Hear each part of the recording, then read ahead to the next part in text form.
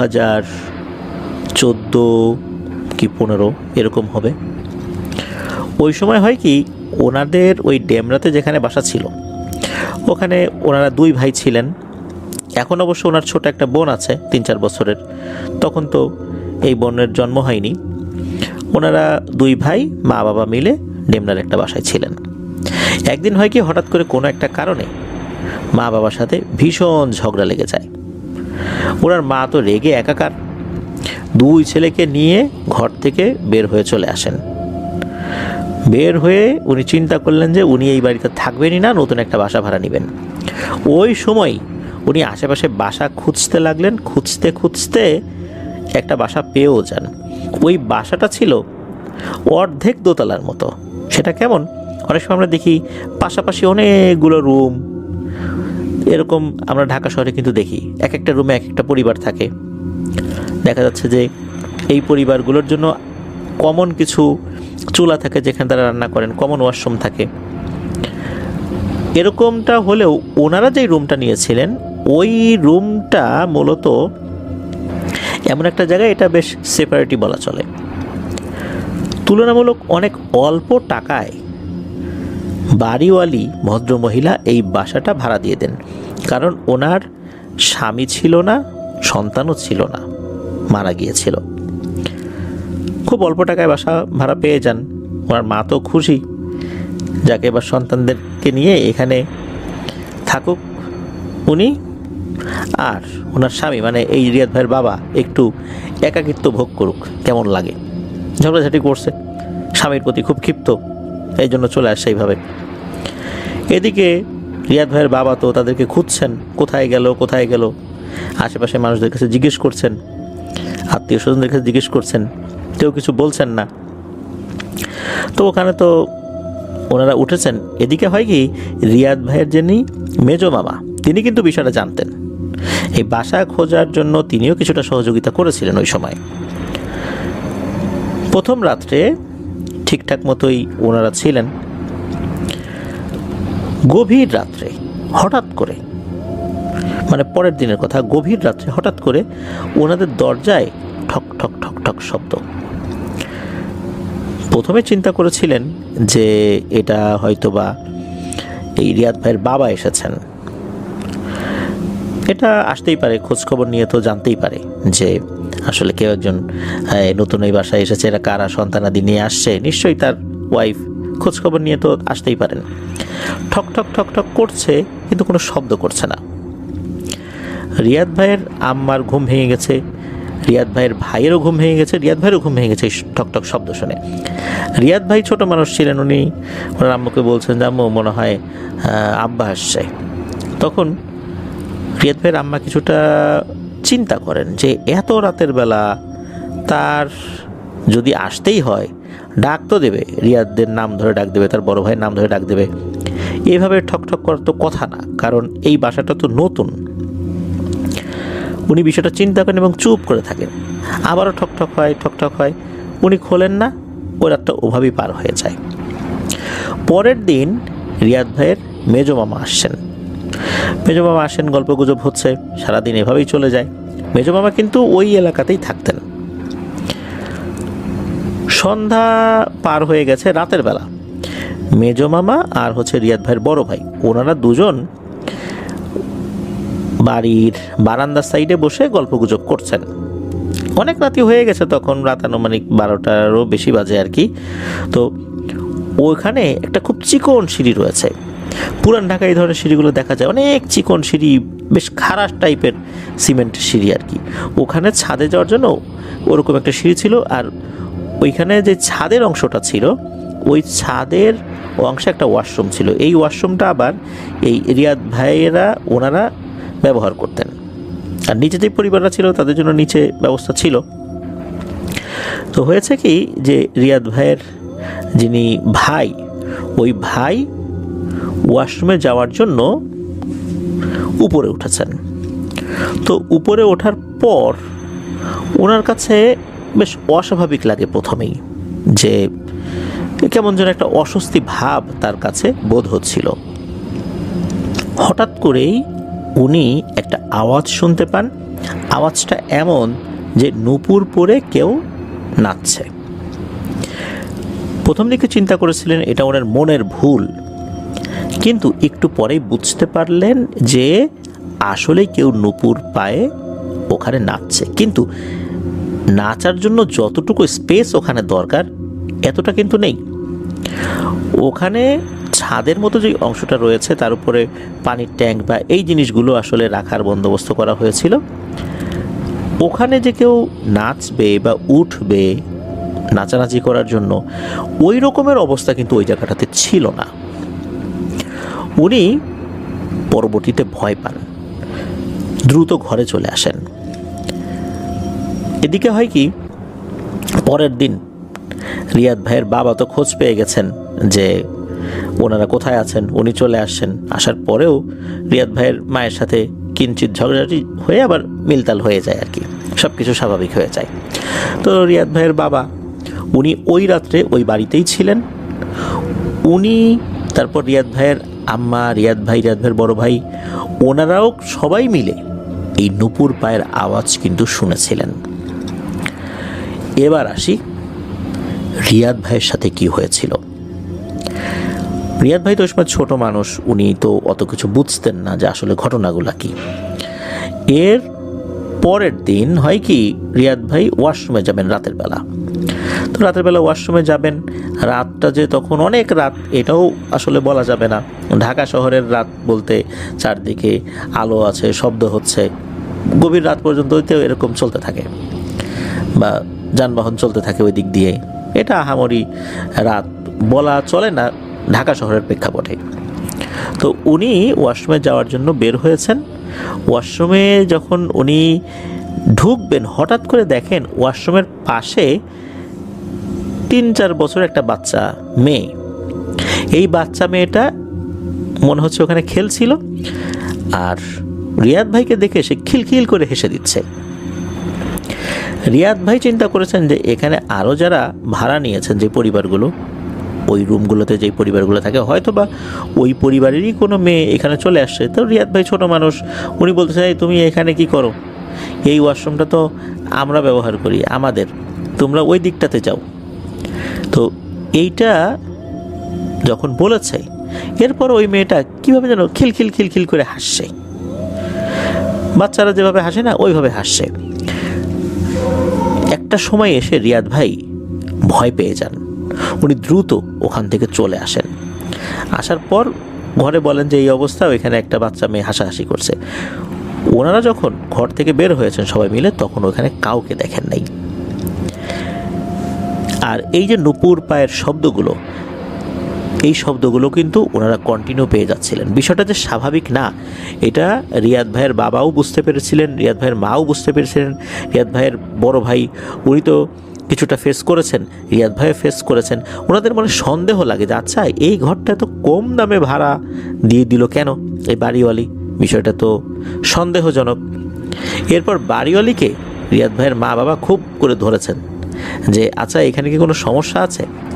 একটা সময় পর ওই বাড়িওয়ালি স্বীকার করেন যে হ্যাঁ সমস্যা আছে। কি সমস্যা? ওই বাড়িওয়ালির একমাত্র মেয়ে, সে ছাদের ওই অংশটাতে গলায় ফাঁস দিয়ে আত্মহত্যা করেছিল। মেয়েটার বাবা মেয়েটাকে খুবই স্নেহ করতেন, ভালোবাসতেন। মেয়ের শোকে, মেয়ে হারানোর বেদনাতে উনিও ওই একই জায়গায় গলায় ফাঁস দিয়ে আত্মহত্যা করেছিলেন। এরপর থেকেই এই সমস্যা শুরু হয়েছে। এই প্যারানরমাল সমস্যার সূত্রপাত মূলত এই মেয়ে এবং বাবার আত্মহত্যার পর থেকে নিয়ে, যেটা চলমান রয়েছে। উনি চেষ্টা করেছেন ওনার মতো করে, কিন্তু এখনো সমাধান হয়নি। যখন এই বিষয়টা জানতে পারলেন তখন দ্রুত ওই বাসা ত্যাগ করে আগের বাসায় চলে আসেন। রিয়াদ ভাইয়ের আম্মু তো রাগ করে এই বাসা ভাড়া নিয়েছিলেন, আবার আগের বাসায় চলে আসছেন। তো রিয়াদ ভাই জানালেন যে ওই বাড়িটা পরবর্তীতে সংস্কার করা হয়েছে, ওখানে এখন 3 তলা করা হয়েছে। এখনও নাকি ওই দিক দিয়ে যাওয়ার সময় সেই রাতের কথা মনে পড়ে যায়, যখন উনি ওয়াশরুমে যাচ্ছিলেন আর তখন একটা বাচ্চা মেয়ে ভয়ঙ্করভাবে তার দিকে তাকিয়ে খিলখিল করে হাসছিল। ঘটনাটা এ পর্যন্তই। রিয়াদ ভাই জানিয়েছেন ওনার জানা আরও ঘটনা রয়েছে, সময় করে আমাদেরকে উনি পাঠাতে থাকবেন। আমরা আশা করব রিয়াদ ভাই তার সাথে ঘটে যাওয়া বা তার জানা ঘটনাগুলো আমাদেরকে দ্রুত পাঠিয়ে দেবেন, আর সেগুলো সিলেক্টেড হলে আমরাও সেগুলো প্রচার করব। লিসেনারদের ভয়ের অন্য ধরনের এক অনুভূতিও ইনশাল্লাহ জাগবে। প্রিয় লিসেনার, চলে যাব আমাদের এবারের এপিসোডের পরবর্তী আরও একটি নতুন ঘটনায়।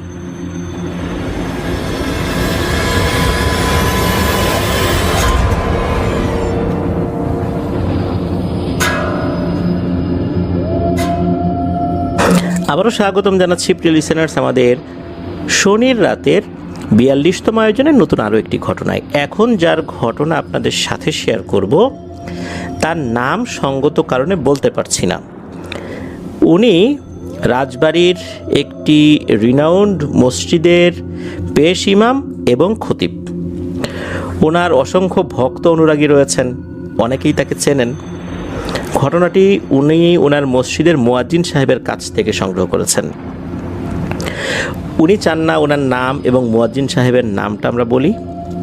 মসজিদের নামটা বললে রাজবাড়িতে যারা আছেন তারা অনেকেই চিনে যাবেন, আর যারা ওই রাস্তা দিয়ে যাতায়াত করেন তারাও ওই মসজিদটা দেখেছেন, এতটুকুই বলতে পারি। এই কারণেই এই বিষয়টা আমরা একটু হাইড রাখছি। হাইড রেখে ঘটনাটি আপনাদের সাথে শেয়ার করব। এখন এই ঘটনাটি মুয়াজ্জিন সাহেব শুনেছিলেন তার বাবার কাছে, তার বাবা তার দাদার কাছে, এইভাবে আর কি। ঘটনাটির সময়কাল 1915, 20, 25 এরকম আর কি, অনেক আগের ঘটনা। আর ঘটনাটি ঘটেছিল রাজবাড়ী জেলার সদর উপজেলার বর্তমান যে পাচুরিয়া রয়েছে, এই পাচুরিয়ার একটি জায়গা। ওই জায়গাটা বর্তমানে কুঠি পাচুরিয়া নামে পরিচিত। এই কুঠি পাচুরিয়াতে একজন ব্যক্তি বসবাস করতেন, তার নাম হচ্ছে সোবহান কবিরাজ। উনি যেমন উঁচু লম্বা সুঠাম দেহের ছিলেন, ঠিক তেমনি লাঠি চালাতে পারতেন, আর কবিরাজি তো উনি জানতেনই। অসংখ্য জিন ওনার বশীভূত ছিল। বিভিন্ন পদ্ধতি প্রয়োগ করে এই জিনগুলোকে উনি বশীভূত করে রেখেছিলেন। তাদেরকে দিয়ে বিভিন্ন ধরনের কাজ করাতেন। মাঝে মাঝে বাইরে যখন যেতেন তখন জিনেদেরকে দিয়ে পালকি নিয়ে সেই পালকির ভেতরে বসে উনি বিভিন্ন জায়গায় চলে যেতেন। এমন অনেক ধরনের গল্পই ওনার নামে প্রচলিত রয়েছে। ওই কুঠি পাচুরিয়ার যে জমিদার বাড়িটা রয়েছে, ওই জমিদার বাড়ির যেই জমিদার, ওই জমিদারের একটা ছেলে ছিল। ওই ছেলেটাকে কোনো একটা শক্তিশালী জিন এসে আসর করে। কোনোভাবেই ওই জিনটাকে ছাড়ানো যাচ্ছিল না। যেই কবিরাজি আসে সে এমন এক বিপদে পড়ে, শেষ পর্যন্ত নাকানি চুবানি খেয়ে ওই জমিদার বাড়ি থেকে বিদায় নিতে বাধ্য হয়। কোনো কবিরাজ এসে যখনই ওই ছেলের উপর রুকিয়া করা শুরু করে, জিন হাজির করার চেষ্টা করে ছেলের উপরে, কোত্থেকে যেন বেধড়ক মার শুরু হয়ে যায় ওই কবিরাজের উপরে। কোনো গণ্ডি দিয়েও কোনো লাভ হয় না। ওই গণ্ডির ভিতর থেকেই ওই কবিরাজকে বেধড়ক পিটানো শুরু করে। কবিরাজ নিজের জীবন বাঁচানোর তাগিদে রুকিয়া বাদ দিয়েই কোনো মতে তার ঝোলা নিয়ে দৌড়ে প্রাণ বাঁচায়। এরকম অনেক দূর দূরান্ত থেকে বিভিন্ন জাদরে লোঝা কবিরাজকে নিয়ে আসা হলেও কোনোভাবেই কোনো কাজ হয়নি। যেই কবিরাজই আসে মার খেয়ে পালায়। সোবহান কবিরাজ ওনারও এক পর্যায়ে এসে ডাক পড়ে।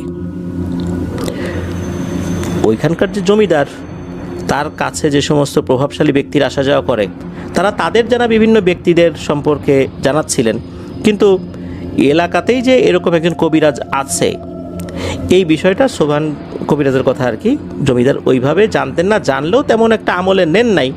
এলাকার লোক তো, সে আর কি করবে, অনেক দূর দূরান্ত থেকে কত লোক আসলো গেল, মারধর খেয়ে পালালো। সোবহান কবিরাজ আর কি করবে? সোবহান কবিরাজকে একটা পর্যায়ে এসে ডেকে আনা হয়। সোবহান কবিরাজ আসেন। আসার পর উনি ওনার পদ্ধতিতে রুকিয়া শুরু করেছেন।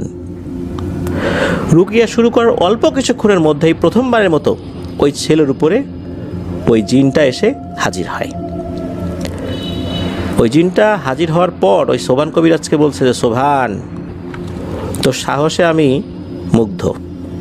এই প্রথম সরাসরি কোনো কবিরাজকে আমি মারতেছি না। এর আগে যেগুলো আসছে আমার হাতে মার খেয়ে চলে গেছে। তুই আসছিস, আর কিছু করতে হবে না, আমি এই ছেলেকে ছেড়ে দিয়ে চলে যাব। তুই একটা কাজ কর, তুই এখনই একটা পিতলের থালা আনতে বল, আর এই জমিদারের বাড়িতে যে গাভী রয়েছে এই গাভীর ওলান থেকে এখনই দুধ দোয়াতে বল। এই পিতলের প্লেটের উপরে দুধ নিয়ে আমার সামনে রাখ। ওই সময় ওইটাই করা হয় খুবই দ্রুততার সাথে। এরপর ওই জিন বলে যে, তোকে তো আমার ভাল লাগছে, তোকে এমন একটা কিছু করে দিয়ে যাব তার কবিরাজি আরও বেশি দিন টিকে থাকবে। এরপর আসলে কি করেছিল এই বিষয়ে অতটা ভালো করে জানা যায় না। ওই জিনটা বলেছিল যে, আমি এখান থেকে চলে যাব, বল তুই কি নমুনা দেখতে চাস। সোভান কবিরাজ জানে যে ওই জিনেরা চলে যাওয়ার সময় যেটা করে, কোনো একটা গাছের ডাল ভাঙে বা কোনো একটা জিনিস ভেঙে দিয়ে চলে যায়, এক জায়গা থেকে আরেক জায়গা সরিয়ে দিয়ে চলে যায়, দমকা বাতাস হয়ে চলে যায়, এরকমটাই তো। ওই জমিদারের বাড়িতে নাকি অনেক পুরনো একটা বড়ই গাছ ছিল। বড়ই গাছটা অনেক মোটা ছিল, বহু পুরনো বড়ই গাছ। সোভান কবিরাজ বলেন যে, না, তেমন কিছু করতে হবে না, তুমি যদি কোনো চিহ্ন রেখেই যেতে চাও তাহলে ওই বড়ই গাছে একটা ডাল ভেঙে দিয়ে চলে যাও।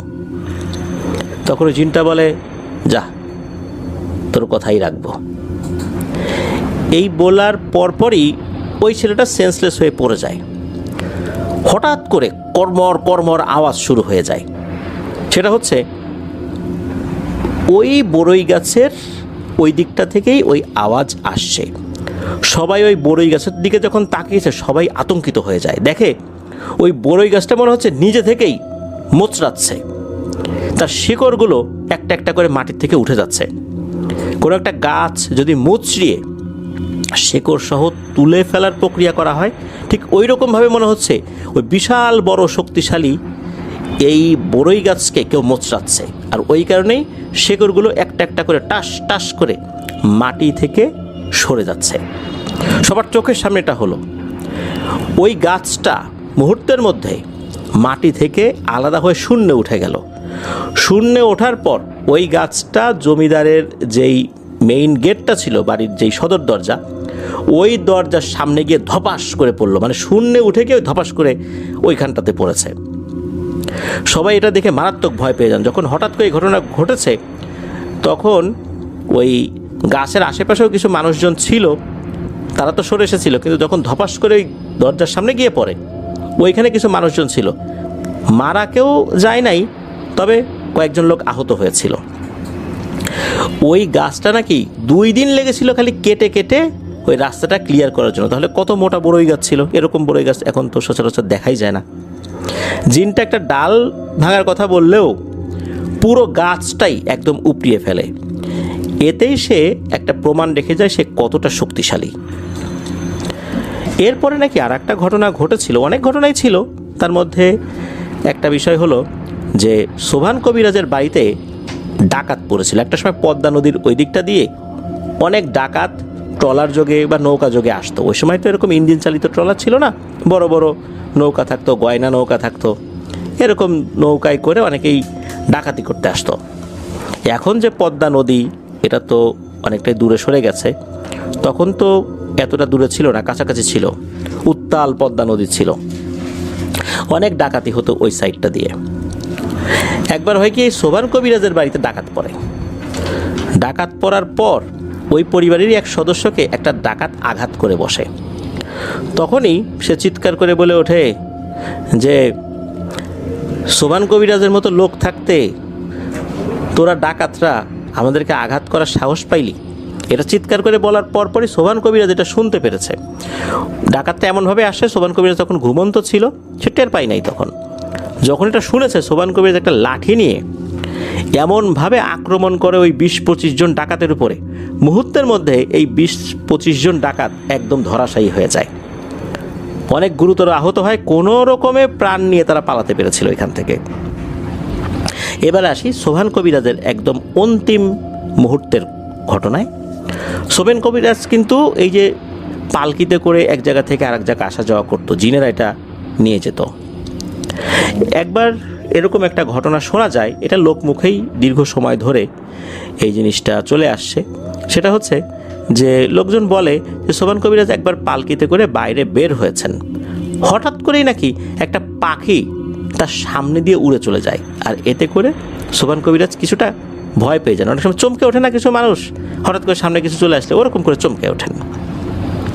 তাকে বহনকারী জিনেরা এই জিনিসটা দেখে বুঝতে পারে যে এই সোবান কবিরাজ তো বেশ দুর্বল গোছের লোক, সে এতদিন ধরে বিভিন্ন রকমের তন্ত্রমন্ত্র করে আমাদেরকে বশীভূত করে রেখেছে, এ তো আসলেই ভীতু প্রকৃতির লোক, এরকমটা তারা মনে করেছে। তখন ওই জিনেরা বলেছে যে সোবান কবিরাজ আমাদেরকে অনেক কষ্ট দিছো, অনেক কাজকাম করাইছো, প্রতিদিন এই পালকি বহন করাও আমাদেরকে দিয়ে। একটা পাখি দেখে যে লোক ভয় পায়, সে আমাদেরকে দিয়ে এরকম কাজ করায়, এটা তো আমরা বুঝতেই পারি নাই।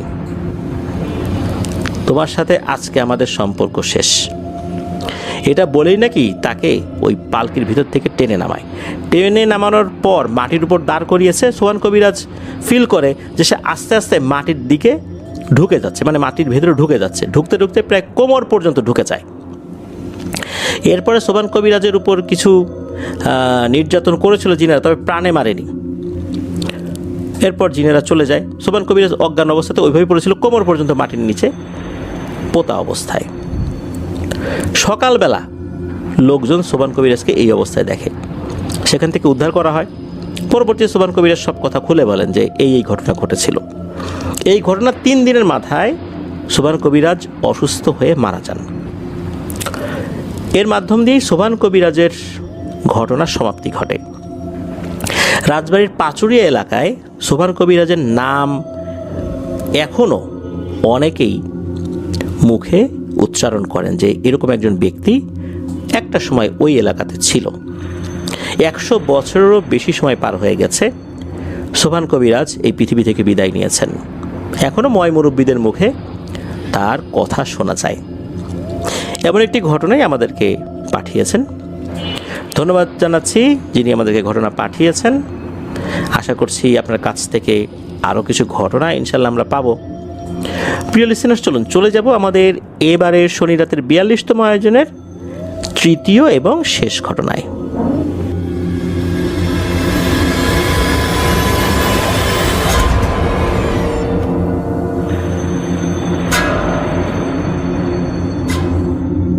প্রিয় লিসেনার্স, এখন যে ঘটনাটি আপনাদের সাথে শেয়ার করতে যাচ্ছি, এই ঘটনাটি এমনই এক রোমহর্ষক, রহস্যময়, মর্মান্তিক ঘটনা যা আমাদের হৃদয়কে নাড়িয়ে দেয়। এই ঘটনার মাধ্যমে আমাদের অনেকের মনের মধ্যেই জমে থাকা বেশ কিছু প্রশ্নের উত্তর আমরা খুঁজে পাবো ইনশাল্লাহ। এমন একটি ঘটনা আমাদেরকে পাঠিয়েছেন তানিয়া আহমেদ। ওনার বাড়ি বরিশাল জেলার এয়ারপোর্ট উপজেলার মাধবপাশা ইউনিয়নের ফুলতলা গ্রামে। উনি ঘটনাটি সংগ্রহ করেছেন 2025 সালের জুন মাসে। ওনার একটা বিড়াল ছিল, খুব আদরের বিড়াল। উনি যখন ঢাকাতে চলে আসেন, উনি বর্তমানে ঢাকার মালিবাগে বসবাস করছেন, তখন ওনার বিড়ালটাকে ওনার মায়ের কাছে দিয়ে আসেন। এই আদরের বিড়ালটি ওনার মাকে দিয়েছে সজোরে এক কামড়, একদম রক্তারক্তি অবস্থা। উনি এ খবর শোনার পর ওনার মাকে দেখতে গিয়েছেন। তানিয়া আপুর শ্বশুরবাড়ি কিন্তু পার্শ্ববর্তী ইউনিয়নেই। ওনার শাশুড়িও দেখতে এসেছে, বিভিন্ন কথাবার্তা হচ্ছে। এমন সময় ওনাদের একটা ডিভাইসে কেউ একজন মিজানুর রহমান আজহারির একটা ওয়াজ বাজিয়ে দিয়েছেন। ওই সময় আলোচনার মধ্যে মৃত্যু, কবর, আজরাইল আলাইহিসসালাম এই প্রসঙ্গগুলো আসছিল। ওই সময় হঠাৎ করে ওনার শাশুড়ি বলে ওঠেন যে আমি তো আজরাইল দেখেছি। এটা শোনার পর তানিয়া আপু বলেন, আজরাইল আলাইহিসসালামকে দেখেছেন? আজরাইল আলাইহিসসালামকে তো দেখা যায় না, যিনি মৃত্যুবরণ করবেন তিনি শুধু দেখতে পারেন, এছাড়া তো আজরাইল আলাইহিসসালামকে দেখা যায় না। ফেরেশতাকে কেউ তো দেখতে পারবে না, ফেরেশতাদেরকে জিনেরাও দেখতে পারে না, আপনি মনে হয় অন্য কোনো কিছু দেখেছেন। উনি বলেন, না, আমি আজরাইল আলাইহিসসালামকেই দেখছি। এখানে বলে রাখা ভালো, এই তানিয়া আপুর শাশুড়ি উনি কিন্তু খুবই পরহেজগার একজন মহিলা, খাস পর্দা করেন, নফল নামাজ, ফরজ নামাজ, তাহাজ্জুদের নামাজ কোনোটাই উনি পারতপক্ষে বাদ দেন না। উনার মুখে এই ধরনের কথা শোনার পর তানিয়া আপু আর ওনার আম্মা একটু নড়েচড়ে বসেন যে ঘটনাটা কি। তখন ওনার শাশুড়ি একটি রোমহর্ষক ঘটনা শেয়ার করেন এবং এই ঘটনা সম্পর্কিত বেশ কিছু বিষয় তানিয়া আপুরও মনে পড়ে যায়। চলুন সেই ঘটনাটি শুনে আসি। 2022 সালে ওনার শাশুড়ি বরিশালে শিফট হয়েছেন। তার আগ পর্যন্ত ওনারা থাকতেন ঢাকার সাভারে। এখন যেখানে ফ্যান্টাসি কিংডম রয়েছে, ওয়াটার কিংডম রয়েছে, এর সাইডেই একটা এরিয়া রয়েছে যার নাম জামগড় এলাকা। ওই জামগড় এলাকারও আর একটা অংশ রয়েছে যার নাম হচ্ছে কাঁঠালতলা।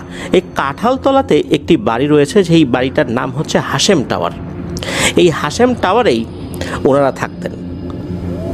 তানিয়া আপু তো ওখানে ছিলেন, পরবর্তীতে শিফট হয়েছে। তানিয়া আপুর হাজব্যান্ড ওই সাভারেরই একটি বেসরকারি হসপিটালে কর্মরত ছিলেন। ঘটনা যখন ঘটে সময়টা গভীর রাত, বিষয়টা এরকম না, এশার নামাজ হয়ে গেছে, রাতের রান্নাবাড়া করছেন তানিয়া আপুর শাশুড়ি। উনি রান্নাঘরে রান্নাবাড়া করছেন। ওনাদের যেই বিল্ডিংটা, ওই বিল্ডিংটার আশেপাশে ওই সময়ে বেশ কিছু জায়গা ফাঁকা ছিল, ধানি জমিও ছিল, একটু গ্রাম গ্রাম ভাইব আছে আর কি ওইখানে। পাশে আর একটা ভবন ছিল যেটা ওই সময় 2 তলা কমপ্লিট হয়েছিল।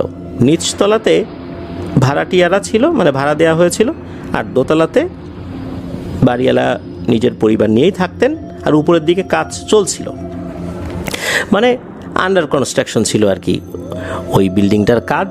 তো ওখানে ফাঁকা টাকা ছিল, তো দেখা যেত সন্ধ্যার পর বা রাতের বেলা এলাকার বিভিন্ন ছেলেপেলেরা এসে সিগারেট খেত, এই নেশা পানি জাতীয় যা যা আছে এগুলো মাঝে মাঝে একসাথে গোল হয়ে বসে আড্ডা দিত, খেত। উনি যখন রান্না করছিলেন হঠাৎ করে ওনার দৃষ্টি একদম নিচে চলে যায়। উনি দেখেন 3টা মাথা এক হয়ে কিছু একটা পরামর্শ করছে এবং ফিস ফিস ফিস ফিস করে শব্দ করছে। উনি এই জিনিসটা দেখতে পেয়ে প্রথম দিকে খুব একটা চিন্তা করেন নাই যে এটা কি, এখানে তো এই টাইপের ছেলেপেলে আছে। অনেক সময় কি 3টা মাথা এক জায়গা হয়ে যখন পরামর্শ করে, অনেক সময় আমরা দেখি ফুটবল খেলার সময় যখন সবাই মাঠে নামবে, সবাই একত্রে মাথা এক জায়গা করে কিছু পরামর্শ করে, মানে ওই টাইপের আর কি। 3টা মাথা এক হয়ে কিছু পরামর্শ করছে।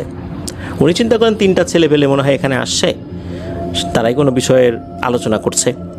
তো উনি তাকিয়ে আছেন, হঠাৎ করে উনি দেখেন আরে এটা 3টা মাথা ঠিক আছে, কিন্তু এই 3টা মাথার বডি একটা, আর একটা মাথা সাইজে একটু বড়, 2টা মাথা একটু ছোট, আর যেই মাথাটা সাইজে একটু বড় ওইটার মাথায় মেয়েদের মতো লম্বা চুল রয়েছে, বাতাসে সেই চুল উঠছেও।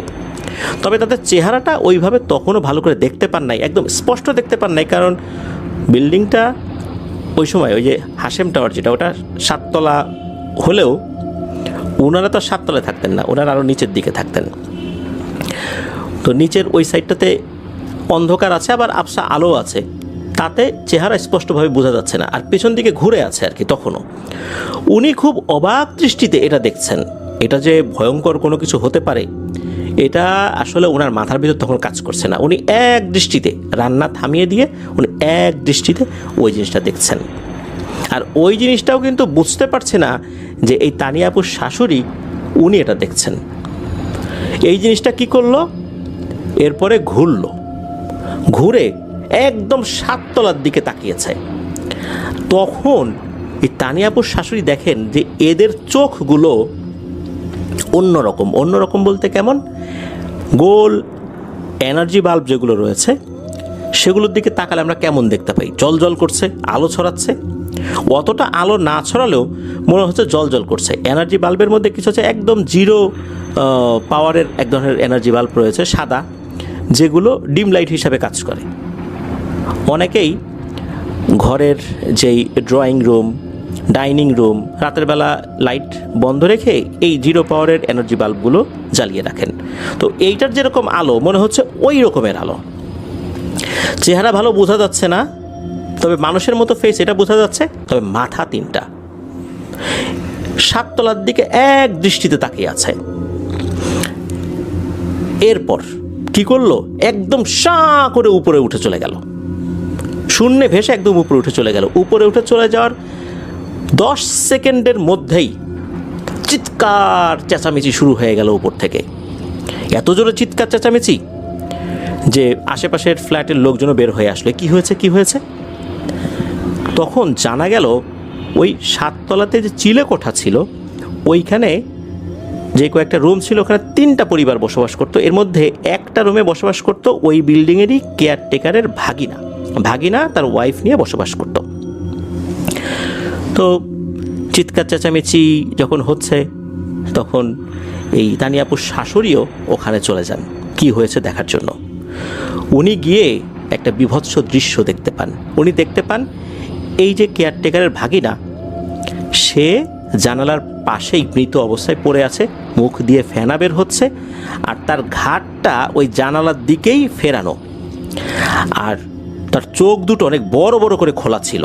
মনে হচ্ছে মৃত্যুর পূর্বে সে ভয়ঙ্কর কিছু দেখেছে। ওখানে তো কান্নার রোল পড়ে গেছে, লোকজন চলে আসছে। তখন অন্যরা বলছে যে হ্যাঁ, ছেলেটা তো আসলে 2 দিন ধরে খুব অসুস্থ ছিল, ডায়রিয়া হয়েছিল, তারপরে বমি করছিল, জ্বরও ছিল, এত দুর্বল ছিল যে কথাও বলতে পারতো না, এই অসুস্থতার কারণেই মারা গেছে। তারপরও কেয়ারটেকার যিনি, উনি দ্রুত তার ভাগিনাকে আরও লোকজনের সহায়তায় বিল্ডিংয়ের নিচে নামিয়েছিলেন। অন্য লোকরা বললেন যে আর হসপিটালে নিয়ে কী হবে, এ আর নাই, আল্লাহর কাছে চলে গেছে। তখন একটা চাটাই আনা হয়, চাটাইয়ের উপরেই তাকে রাখা হয়। এই যে ব্যাপারটা হয়েছে, ওই প্রেক্ষাপটে তানিয়াপুর শাশুড়ি কিন্তু এটা বলতে পারছেন না যে উনি কি দেখেছেন। তার দাফন কাফন হয়ে যায় স্বাভাবিকভাবেই।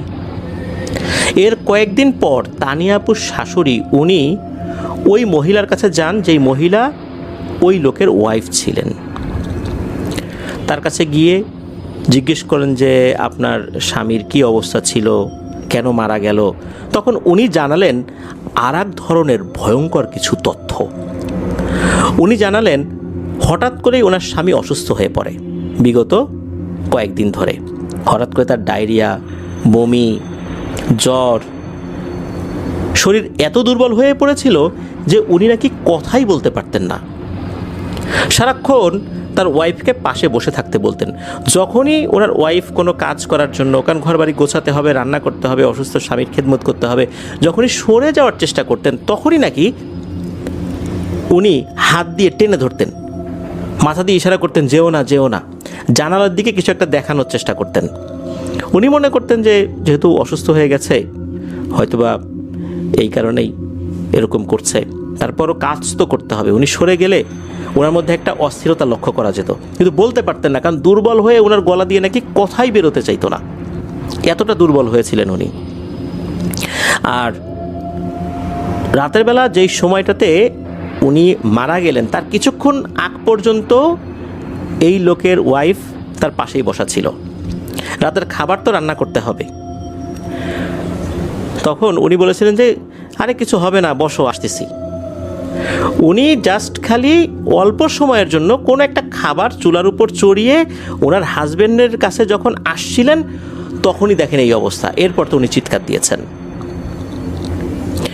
ওনার হাজব্যান্ড সবসময় কিছু একটা ভয়ঙ্কর অবয়ব মনে হতো, দেখতো কিছু একটা দেখে ভয় পেত, তাকে কখনো পাশ থেকে সরে যেতে দিত না, এমনটাই সে বোঝাতো, কারণ সে কিছু বলতে পারতো না ওই সময়, একরকম জবান বন্ধই হয়ে গিয়েছিল। এই বিষয়টা যখন শোনেন তানিয়াপুর শাশুড়ি, উনি তখনও তাকে কিছুই বলেন নাই, উনি ওখান থেকে চলে আসেন। এরপর এই 2025 সালের জুন মাসেই উনি সর্বপ্রথম এই ঘটনাটা তানিয়াপুকে বলেছিলেন। তানিয়াপুকে বলেছিলেন উনি আজরাইল দেখেছেন।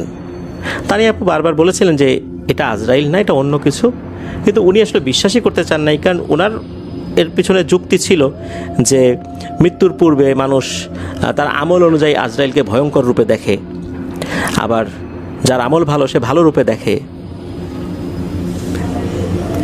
জিনিসটা ওনার ব্যাখ্যা ছিল। প্রিয় লিসেনার্স, আসলে এখানে কি হতে পারে? ওই ব্যক্তি তো আজরাইল ভয়ঙ্কর বা সুন্দর রূপে দেখবেন যিনি মৃত্যুবরণ করছেন, এছাড়া অন্য কেউ কিন্তু আজরাইলকে দেখবেন না। তাহলে এই যে জিনিসটা, এইটা কি আজরাইল আলাইহিস সালাম কি তিনটা মাথা? আজরাইল আলাইহিস সালাম কি কারোর সাথে পরামর্শ করার দরকার রয়েছে? একসাথে বসে পরামর্শ করে নিচ থেকে তাকিয়ে থাকবেন, তারপর সাঁ করে উঠে যাবেন? তাহলে কি? প্রিয় লিসেনার্স, আমাদের পূর্বে যতগুলো ঘটনা প্রচারিত হয়েছে, সেই ঘটনাগুলোর আলোকে নিশ্চয়ই আপনাদের কাছে কিছু অভিজ্ঞতার ভাণ্ডার তো রয়েছেই।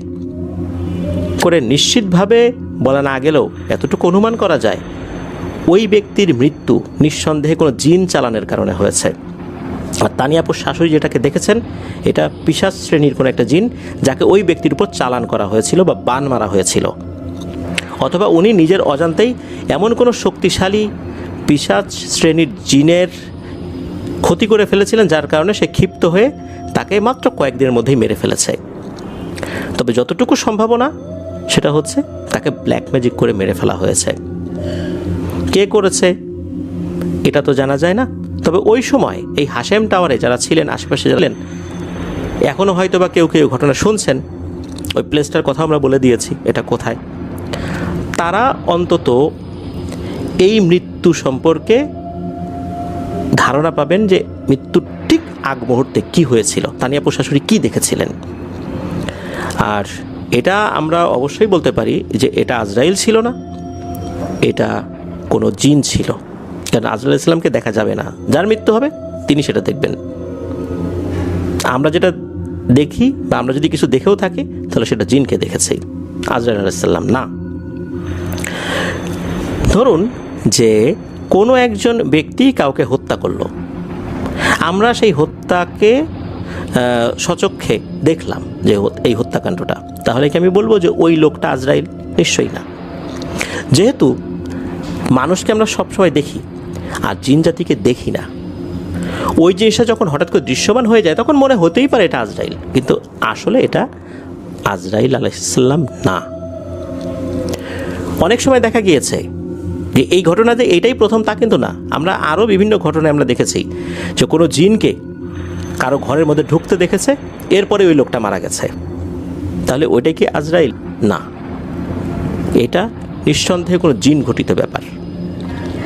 এই ঘটনাটা আমি শোনার পর আমার খুব কাছের একজন বন্ধু, যার নানির মৃত্যুর সময় একজন দাবি করেছিল নানির মৃত্যুর কিছুক্ষণ আগে তার শিওরে বসে থাকা একজনকে দেখেছে, যেটা শুধু সেই দেখছিল, অন্য কেউ দেখছিল না। সেও দাবি করেছিল সে আজরাইল আলাইহিস সালামকে দেখেছে। এরপরে আমি আমার বন্ধুর সাথেও কথা বলি, তাকেও বিষয়টা জানাই যে তার নানির মৃত্যুর আগে তার অসুস্থতা, তার পারিবারিক বিভিন্ন বিগুলো কেমন ছিল। এরপর আমার বন্ধুও ধারণা করলো যে তার মৃত্যুর পেছনেও কালো জাদুর একটা হাত থাকতেও পারে, যেটা তারা কল্পনাই আনে নাই। এই ঘটনার পরেই মূলত আমার বন্ধুর সাথে এই বিষয়টা নিয়ে আলোচনা করি। তো এই ঘটনার মাধ্যমে বেশ কয়েকটা বিষয়ের জট আমি নিজেও আলহামদুলিল্লাহ খুলতে পেরেছি। আশা করছি যে লিসেনাররাও এটা বুঝতে পেরেছেন যে আসলে এই জিনিসটা কী ছিল। একবার ভাবুন, 3 মাথা, বডি একটা। আসলে তাকে কে চালান করেছিল, কি হয়েছিল, এটা অবশ্য আর জানা যায় নাই। তবে এই ঘটনা যারা শুনছেন তারা যদি ওই ব্যক্তির কোনো আত্মীয় স্বজন হন, তাহলে আপনারা বিষয়টা নিয়ে অ্যানালাইসিস করতে পারেন যে আসলে বিষয়টা কী ছিল। ধন্যবাদ জানাচ্ছি তানিয়া আপুকে।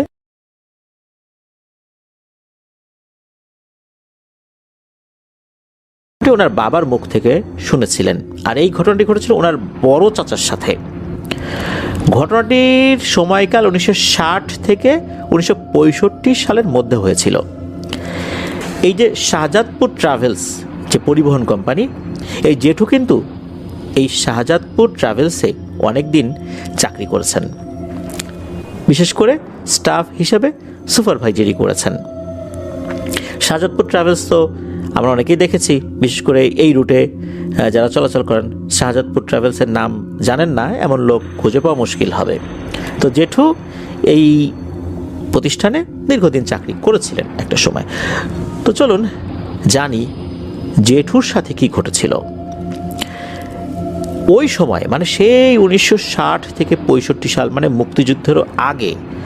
তখন তো পরিবহন ব্যবস্থা খুবই নাজুক অবস্থায় ছিল, রাস্তাঘাটও ভালো ছিল না, খুবই কম গাড়ি রাস্তায় চলাচল করত। ওই সময় অনেক পুরনো কিছু বাস চলাচল করত। এই বাসগুলো অনেকটা ট্রাকের মতো, সামনের মাথাটা লম্বা, সামনের মাথার দিকে আবার একটা অংশ আগ বাড়ানো আছে, ওখানে আবার হ্যান্ডেল দিয়ে ঘুরিয়ে ঘুরিয়ে গাড়ি স্টার্ট দিতে হতো। যেমনটা অনেক সময় দেখতে পাই যে পাওয়ার টিলার স্টার্ট দিতে হয়, ওই রকম সামনের দিকে হ্যান্ডেল ঘুরিয়ে স্টার্ট দিতে হতো ওই বাসগুলোর। এখনকার মতো যে চাবি ঘোরালে স্টার্ট নেবে, বিষয়টা এরকম ছিল না। তো ওই সময়ও কিন্তু এই যে জেঠু, উনি ওই বয়সেই, ওই সময় তো বয়স ওনার খুব বেশি ছিল না, কিন্তু ওই সময়ই উনি এই পরিবহন সেক্টরটার সাথে যুক্ত ছিলেন। ওই সময় উনি অন্য একটা বাস কোম্পানিতে চাকরি করতেন, মানে ওই রুটে যে বাসগুলো চলতো আর কি। ওই কোম্পানির মাত্র 2টি গাড়ি ছিল, ওই এলাকাতে একটা আর অন্য এলাকাতে আর একটা, মানে এই একটা যেত আর একটা আসতো, এইভাবে যাত্রী আনা নেওয়া করতো। তাদের সার্ভিস রোডটা ছিল হচ্ছে পাবনা থেকে উল্লাপাড়া পর্যন্ত। উল্লাপাড়া থানাটি শাহজাদপুরের পাশের থানা। রাস্তার বর্ণনাটা আমরা একটু দেই। রাস্তার দুই পাশে বড় বড় বটগাছ ছিল ওই সময়, একেবারে নির্জন এলাকা, আশেপাশে কোনো বসতি ছিল না। পাবনা থেকে কোনো বাস উল্লাপাড়া যেতে হলে শাহজাদপুরের উপর দিয়ে যেতে হয়, যেটা এখন মূলত ঢাকা টু পাবনা হাইওয়ে। মূল রাস্তাটি হচ্ছে শাহজাদপুর থানার উপর দিয়ে, অর্থাৎ এই ঢাকা টু পাবনা হাইওয়েটা শাহজাদপুর থানার উপর দিয়েই এর মূল অংশটা চলে গেছে। আর ওই সময়, অর্থাৎ সেই 1960-65 সালের দিকে, ওই রাস্তাটির গন্তব্য মানে শেষ প্রান্ত ছিল উল্লাপাড়াতেই। তখন তো আর যমুনা সেতু হয়নি, এই জন্যই ঢাকার সাথে সরাসরি আসলে সংযোগ ছিল না। এখন অবশ্য ওটাই মূল রাস্তা, যেটা কিনা ঢাকা টু পাবনা হাইওয়ে। শাহজাদপুর থেকে উল্লাপাড়া যাওয়ার পথে এর মাঝখানে একটি বড় মোড় ছিল, ওই জায়গাটির নাম হচ্ছে জঙ্গলিপুর, যেটি ছিল একমাত্র বড় একটা টার্ন বা বাঁক। রাস্তাটি 15 থেকে 20 ফিট চওড়া কংক্রিটের ঢালাই করা রাস্তা ছিল। আগেকার দিনে কিন্তু এই যে বিটুমিনের রাস্তা কম করা হতো, কংক্রিটের রাস্তাগুলো করা হতো, কারণ হচ্ছে কংক্রিটের রাস্তা টেকসই হয় বেশি।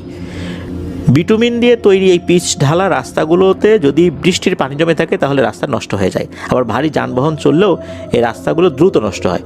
এই জন্য অনেক আগের রাস্তাগুলো আমরা দেখতাম কংক্রিটের রাস্তা হতো। এখনও কিছু কিছু জায়গায় কংক্রিটের রাস্তা দেখা যায়। ব্যয়বহুল এই কংক্রিটের রাস্তা তৈরি করা, তবুও যেখানে ভারী যান চলাচল করে, ভারী ভারী মাল নিয়ে ট্রাক চলাচল করে, সেখানে কিন্তু এই ধরনের রাস্তাগুলো আমরা দেখতে পাই। তো যাই হোক, ওই সময় এরকম রাস্তা ছিল ওখানে। লোকমুখে শোনা যায় যে ওই যে টার্ন বা বাঁকটা, ওখানে অনেক আগে থেকেই নাকি ভৌতিক কিছু দেখা যেত। দুই পাশে ধানি জমি, অনেক দূরে গ্রাম, আর মাঝখানের রাস্তাটা একদম নির্জন, আশেপাশে কোনো ঘর বাড়ি ওই সময় ছিল না। তো এই যে এজাজ ভাই, ওনার যেই বড় চাচা, ওনার চাকরির সুবাদে অনেকজনের সাথেই উনি পরিচিত ছিলেন, হেল্পার, ড্রাইভার, সুপারভাইজার, সবার সাথে ওনার ভালো সম্পর্ক ছিল। একদিন তার গাড়িতে যাওয়ার ট্রিপ বন্ধ থাকায় ওনার ছোট ভাইকে নিয়ে, অর্থাৎ এই এজাজ ভাইয়ের বাবাকে নিয়ে তিনি সিরাজগঞ্জ শহরে যাবেন বলে বাইসাইকেলে রওনা দিয়ে উল্লাপাড়া স্টেশন পর্যন্ত যাবেন। সেখানে এক পরিচিত বাড়িতে বাইসাইকেলটি রেখে ট্রেনে করে সিরাজগঞ্জের উদ্দেশ্যে রওনা হবেন। ওই সময়ে এই এজাজ ভাইয়ের বাবার বয়স ছিল 13 বছর বা ম্যাক্সিমাম 14 বছর, আর ওনার জেঠুর বয়স এই বয়সের দ্বিগুণ ছিল। সেদিন এজাজ ভাইয়ের বাবা এবং তার বড় জেঠু বা বড় চাচা বাইসাইকেলে করে রওনা যখন দিয়েছেন, ওই মোড়ের কাছাকাছি যখন পৌঁছেছেন, তখন তারা লক্ষ্য করেন যে ধান খেতে কাজ করা কৃষকেরা ছোটাছুটি করে রাস্তার দিকে এগিয়ে আসছে। বড় চাচা বাইসাইকেল আরও জোরে চালিয়ে সামনে এগিয়ে গিয়ে দেখেন একটি বাস অ্যাক্সিডেন্ট করেছে। ঠিক ওই মোড়ের উপরেই বাসটি এক পাশ কাত হয়ে পড়ে আছে। হেল্পার যে পাশে থাকে, অর্থাৎ বাসের যেই দরজাটা, ওইভাবে মানে ওই পাশটা কাত হয়ে পড়ে গেছে, আর সেই পাশটি রাস্তার সাথে লেগে আছে। ঘটনাস্থলে গিয়ে দেখে সেই বাসের নিচে চাপা পড়ে মারা গিয়েছে এই বড় জেঠু বা বড় চাচার এক পরিচিত সহকর্মী। ওনার নাম ছিল আব্দুল কাদের। লোকে তাকে ভোলা নামে চিনত। তার বাড়ি শাহজাদপুরেই। লোকটা ছিল শক্তপোক্ত, মোটাসোটা, বলিষ্ঠ গড়নের।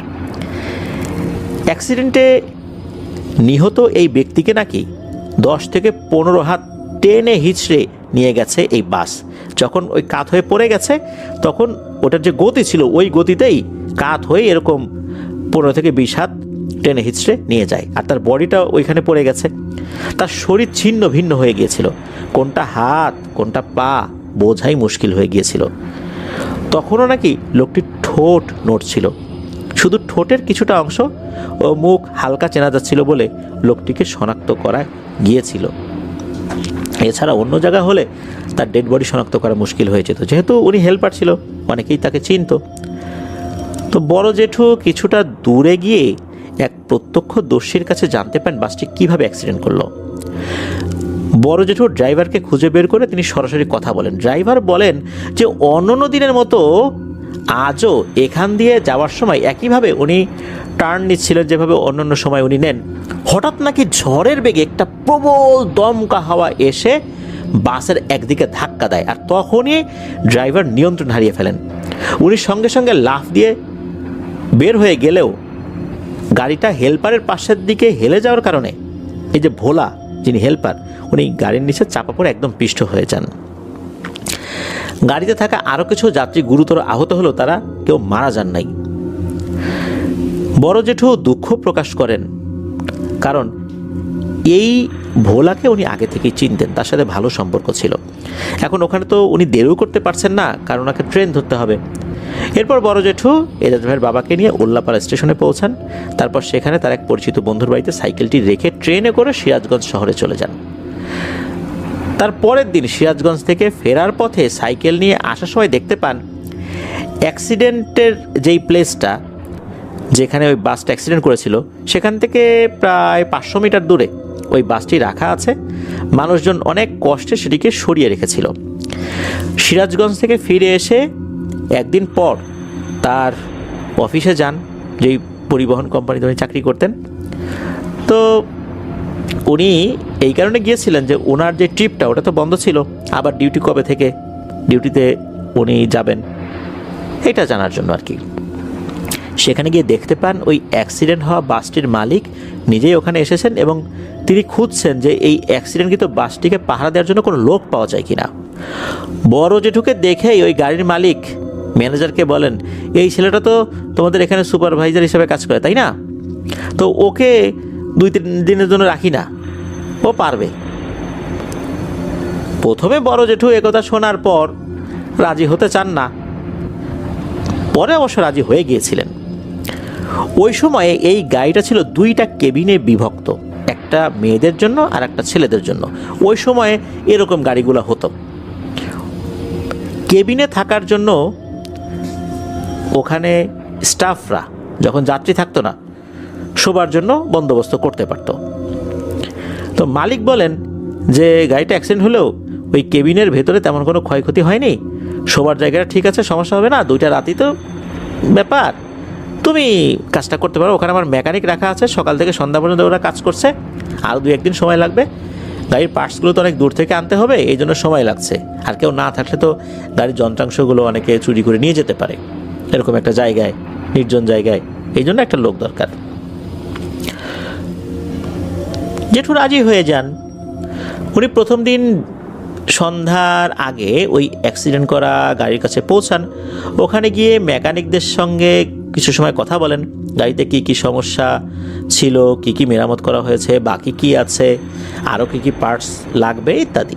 এইসব কথাবার্তা বলতে বলতে 2জন মেকানিকদের মধ্যে একজন মেকানিক বলেন যে ভাই আপনি তো এখানে রাত্রে থাকবেন তাই না, একটু সাবধানে থাকবেন ভাই। বড় জেঠু জিজ্ঞেস করেন কেন রে ভাই, কী হইল? তখন ওই মেকানিক বলেন, আজ সকালে স্থানীয় একটা ছেলে পেলে এসে গাড়ি মেরামত করা দেখছিল, এসে আমাদেরকে বলতেছিল গত রাত্রে এখানে একজনের সাথে ভৌতিক ঘটনা ঘটছে, আপনারা এখানে থাকেন না ভাই। এ কথা শুনে এই মেকানিক ছেলেপেলেদের কথা নাকি বিশ্বাস পায়নি, মানে বিশ্বাস করেনি। সে পাশে থাকা একজন প্রাপ্তবয়স্ক মানুষকে জিজ্ঞেস করেন যে আসলে ঘটনাটা কি, তখন ওই প্রাপ্তবয়স্ক লোক জানিয়েছেন যে ওই রাতে রাস্তা দিয়ে মধ্যবয়স্ক একজন ব্যক্তি যাচ্ছিলেন। তো সময়টা সন্ধ্যার পরে, এশার আজান তখনও হয়নি, কিন্তু রাত হয়ে গেছে। সন্ধ্যার পর বাজার থেকে বাড়ি ফিরছিলেন, যখন ওই মোড়ের কাছে পৌঁছান হঠাৎ করে পেছন থেকে একটা গরম বাতাস উনি অনুভব করেন। তখন তার মনে হচ্ছিল পেছন থেকে কেউ হেঁটে হেঁটে আসছে, ছপ ছপ ছপ শব্দ করে। ওই লোকটা দাঁড়ালে শব্দটিও বন্ধ হয়ে যায়, আবার হাঁটা শুরু করলে আবারও শুরু হয়। পেছনে তাকিয়ে দেখে কিছুই নাই, মনের ভুল ভেবে আবার হাঁটা শুরু করে। কিছুক্ষণ পর সে অনুভব করে তার বাম পাশ থেকে কেউ একজন মোটা সোটা কণ্ঠে তাকে বলছে, ভাড়া দে, গাড়ি ভাড়া দে। লোকটি আবার পেছনে ফিরে তাকিয়ে দেখে যে একজন কালো মোটা সোটা স্বাস্থ্যবান শরীরের মতো, অন্ধকারে যতটুকু বোঝা যাচ্ছিল আর কি, সে এরকমটা বলছে।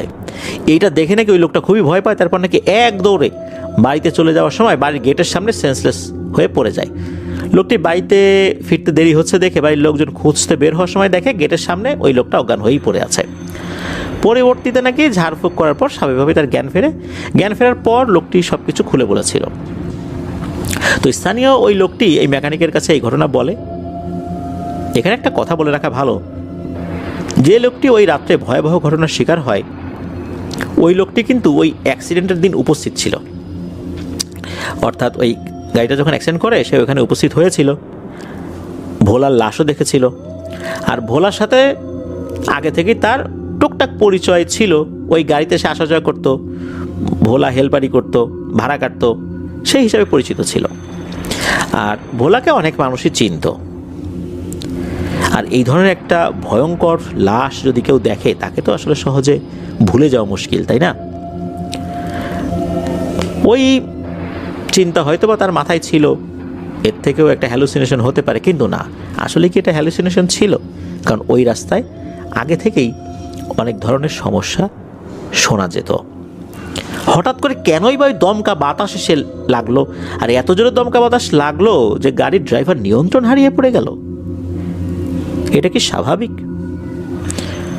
যাই হোক, অ্যাক্সিডেন্টের স্পট থেকে বাজারের দূরত্ব প্রায় 1 কিলোমিটার। আর ওই স্পট থেকে লোকটির বাড়ি, অর্থাৎ যিনি ভয় পেয়েছেন, তার বাড়ির দূরত্ব আনুমানিক 1/2 কিলোমিটারের কাছাকাছি হবে। লোকটার সাথে এরকম ভয়ঙ্কর ঘটনা যে ঘটেছে, এটার বর্ণনা শুনে বড় জেঠু ওই মেকানিককে বললেন, আরে ভাই সমস্যা নাই, আমি এসব ভয় টয় পাই না। এসব কথাবার্তা শেষ করে সন্ধ্যার সময় মেকানিকরা তো চলে গিয়েছেন, আর এদিকে বাসের ভেতরে কেবিনে শুয়ে থাকার জন্য হালকা পাতলা পরিষ্কার পরিচ্ছন্ন বড় জেঠু করেছেন। একটা সময় তিনি ঘুমানোর চেষ্টা করেন, কিন্তু ওনার ঘুম আসছিল না। এত তাড়াতাড়ি কি ঘুম আসে? তো রাতে যখন তিনি শুয়েছিলেন, আনুমানিক 11টা কি 12টা বাজবে হয়তো, উনি নিশ্চিত করে বলতে পারেন না যে কয়টা বাজে। ঘড়িও ছিল না কাছে, বাইরে ঘুটঘুটে অন্ধকার, আর ওই রাতে কোনো গাড়ি ঘোড়া চলেও না। বাইরে শুধু ঝিঝি পোকার ডাক শোনা যাচ্ছে। পাশে হ্যান্ডেলটা রেখে দিয়েছিলেন, যেটা বাসে স্টার্ট দেওয়ার জন্য ঘোরাতে হয়, ওই হ্যান্ডেলটা। আর ওনার কাছে একটা লাইট ছিল। ঘুম আসছে না, হঠাৎ করে গাড়ির পেছনে বিড়ালের গড় গড় আওয়াজের মতো একটা শব্দ পাওয়া যাচ্ছে। এরপর গাড়ির বডিতে আঁচড়ালে, অর্থাৎ আঁচড় দিলে একদম এক ধরনের মানে খসখস খসখস বা ক্যাচকাচ ক্যাচকাচ শব্দ হয় না, ওই রকম শব্দ হচ্ছে। হাতের নখ দিয়ে আঁচড়ালে যেরকম শব্দ, ওই রকম। আবার গাড়ির টায়ারে যদি কেউ আঁচড় দেয়, যেরকম শব্দ হয়, ঘর ঘর শব্দ হয়, ওই রকম শব্দ হচ্ছে।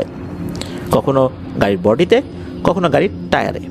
আবার কিছুক্ষণ পর বন্ধ হয়ে যায়। 5-10 মিনিট পর আবার একই রকম শব্দ। এবার গাড়ির সামনের দরজার দিক থেকে শব্দ করছে। জেঠু তখন চিন্তা করেন যে এত রাতের এখানে বিড়াল আসবে কোত্থেকে? বিড়াল তো আসার কথা না, নিশ্চয়ই এটা মনে হয় সেই ভোলা। আর জেঠুর কিন্তু টুকটাক ভৌতিক অভিজ্ঞতা আগে থেকেই ছিল, টুকিটাকি ভৌতিক ঘটনার মুখোমুখি উনি হয়েছেন, সাহসও মোটামুটি ছিল ভালোই। তো শব্দটা আবার কিছুক্ষণ পর বন্ধ হয়ে যায়।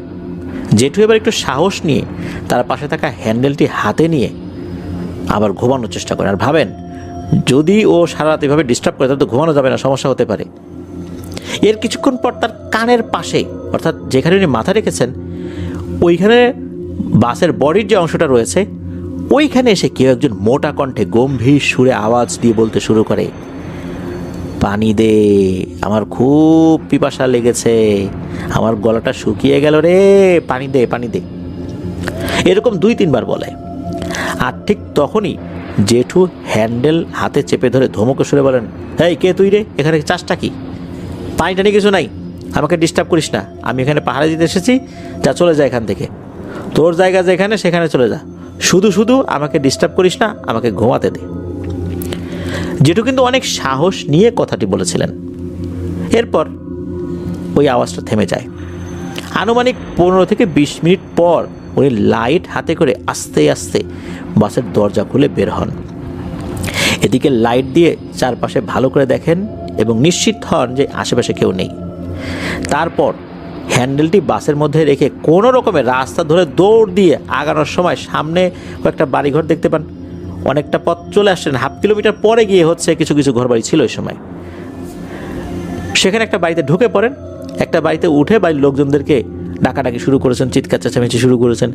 বাড়িতে থাকা 1-2 জন ঘুম থেকে উঠে তাকে দেখে অবাক হয়, বলে, আপনি এখানে কি চান, এত জোরে চিৎকার চেঁচামেচি করছেন, হাঁপাচ্ছেন, কি হয়েছে? তখন জেঠু সব ঘটনা খুলে বলে। বাড়ির লোকজন শুনে বলে যে, ওরে বাবা রে, তুমি তো বেঁচে গেছো, এই জায়গাটা ভয়ঙ্কর। আমাদের পাড়ার একজন লোক গত রাত্রে বাড়ি ফেরার পথে ওই রাস্তায় ভূত দেখছে, বেঁচে গেছে কোনো মতে। মানে ওই যে যেই লোকটা ভোলাকে দেখেছে সেই বিষয়টাই আর কি বলেছিল আর কি। ওই বাড়ির লোকজন আরও বলে যে, মায়ের ছেলে, মায়ের কোলে ফিরে যাও, পাহাড় টাহাড়া দিতে হবে না। তো লোকজন বলে যে, আজকে আর বাসায় ফিরতে হবে না, এখানে থাকার ব্যবস্থা করছি, ঘুমাও, সকালে উঠে বাসায় যাও। তো জেঠু আর ওই রাত্রে বাসায় ফিরে যান নাই, যদিও তার হাতে টর্চলাইট ছিল, আর সাহস করেন নাই।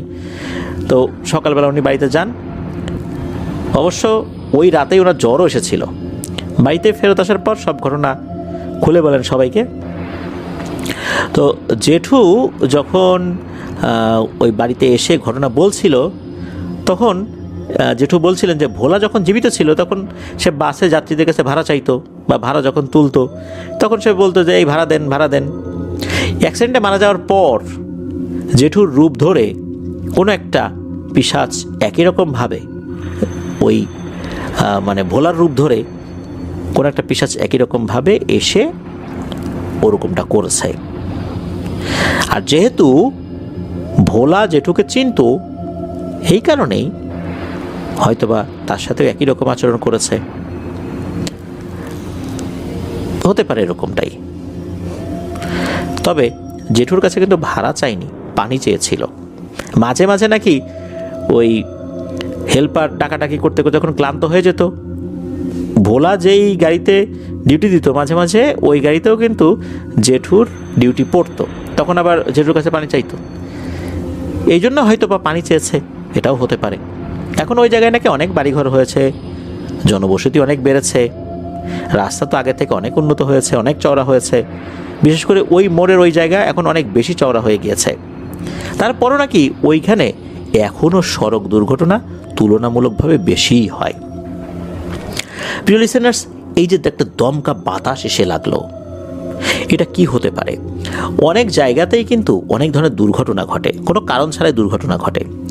দুর্ঘটনা যখন ঘটে তখন শুধু ওই ব্যক্তিই বলতে পারেন ওই মুহূর্তের অনুভূতিটা, যিনি কোনো যানবাহন চালাচ্ছিলেন। যদি বেঁচে যান উনি বলতে পারবেন, আর মারা গেলে তো আর বলতে পারবেন না। যেহেতু ওই ড্রাইভার বেঁচে ছিলেন, একদম সজ্ঞানেই ছিলেন, যেহেতু লাফ দিয়ে নেমে গিয়েছিলেন, আল্লাহর রহমতে ওনার কোনো ক্ষয়ক্ষতি হয় নাই, মারা যায় এই হেল্পার ভোলা, যার আসল নাম হলো আব্দুল কাদের। প্রিয় লিসেনার্স, আপনাদের এলাকাতেও যদি এই ধরনের কোনো জায়গা থাকে আর সেই সম্পর্কিত যে ঘটনাগুলো রয়েছে, সেই সত্য ভয়ের ঘটনাগুলো আমাদেরকে পাঠাতে পারেন লিখে বা রেকর্ড করে আপনাদের horrorlbd@gmail.com এই ইমেল অ্যাড্রেসে। ধন্যবাদ জানাচ্ছি এজাজুল হক ভাইকে ওনার পাঠানো এই ঘটনার জন্য। চলুন আমরা চলে যাব আমাদের এবারের হরর নাইটের 95তম আয়োজনের দ্বিতীয় এবং শেষ ঘটনায়।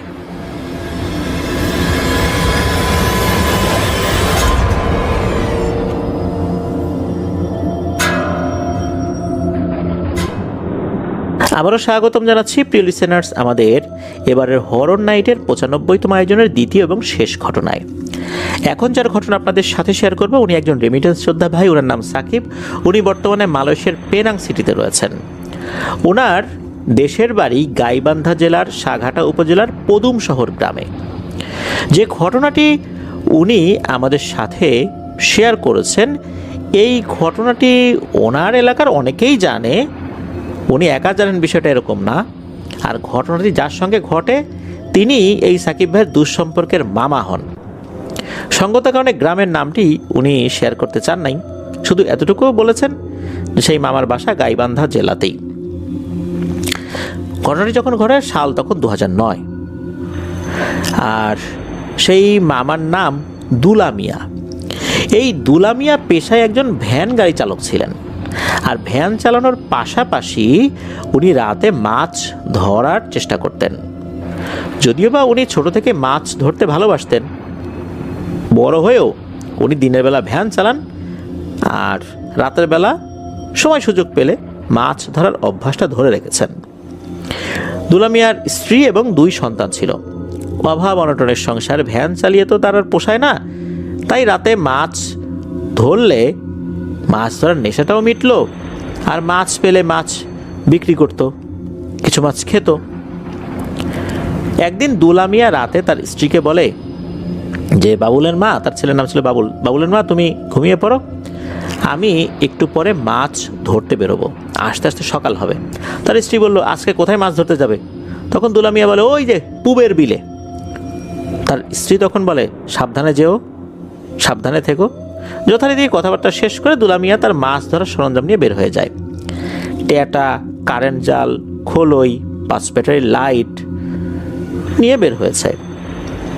ওই রাতে কিন্তু চাঁদের আলো দেখা যাচ্ছিল না, অন্ধকারই ছিল, নিস্তব্ধতা চতুর্দিকে। এর মধ্যে একা একা হেঁটে যাচ্ছে এই দুলা মিয়া বিলের দিকে। রাত আনুমানিক কয়টা বাজে বলা মুশকিল হলেও রাত আনুমানিক তখন হয়তো বা 11টার মতো বাজে। কিছু দূরে লাইটের আলো দেখা যাচ্ছে, তারাও ওই দুলা মিয়ার মতোই মাছ ধরতে এসেছে। এরকম দেখে দুলা মিয়া বলল ধুর যত সব, এত লোক আসলে কি মাছ পাওয়া যাবে কিনা? এদের মাছ ধরার কোনো অভিজ্ঞতা নেই, শুধু পানির মধ্যে নেমে পানি ঘোলা করে। এখানে নামবই না, ওই সামনের ওই শ্মশানের পিছনে যাব, ওখানে মাছ ধরবো। বলে রাখা ভালো, বিলের মাঝখানে একটা ঢিপি বা ঢিবি, অনেক জায়গায় ঢিপি বলে, ঢিবি বলে, আসল উচ্চারণটা ঢিবি হবে। হ্যাঁ, ওই ঢিবি বা উঁচু মাটির স্তূপ ছিল, ওইখানেই মূলত একটা পুরনো শ্মশান রয়েছে। আর পূর্ব দিকে একটা নালা চলে গেছে, নালার পাশে একটি ঈদগার মাঠ রয়েছে। এবার সে ওই শ্মশানের একটু সাইডে যান এবং চিন্তা করেন আগে কারেন্ট জালটা পাতি, তারপর টেটা দিয়ে মাছ ধরবো। এর মধ্যে কারেন্ট জালে কিছু মাছ পড়বে, এগুলো আবার তুলবো। যেমন ভাবা তেমন কাজ। চারদিকে একটু তাকিয়ে দেখে নাই আশেপাশের লোকজন আছে কিনা। দেখলো যে না, এই জায়গাটা একদম জনমানব শূন্য, কোথাও কেউ নেই। হ্যাঁ, ওই সময় 2-1 ফোঁটা বৃষ্টি হচ্ছে গুড়ি গুড়ি, আর সামনের শ্মশানটা অন্ধকারে আচ্ছন্ন হয়ে আছে। এবার সে এই আইলের উপর দাঁড়িয়ে খোলই আর টেটাটা রেখে কারেন্ট জাল পাতা শুরু করেছেন। পাততে পাততে প্রায় কারেন্ট জালের অর্ধেকটা পেতে ফেলেছেন, এখনো অর্ধেকটা জাল তার হাতে। এমন সময় সে জালে একটা টান অনুভব করে। সে তড়িঘড়ি করে বাকি জালটা ওখানে রেখে সামনের দিকে এগিয়ে যায়, দেখতে যায় যে ওখানে কোনো মাছ ধরা পড়েছে কিনা। দুলা মিয়া ভাবছিল হয়তো বা কোনো মাছ তার জালে পেঁচিয়ে গেছে, তাই এত টান হচ্ছে। কিন্তু না, কোথায় কি, জাল যেমন তেমনই আছে, কোথাও কিছু নাই।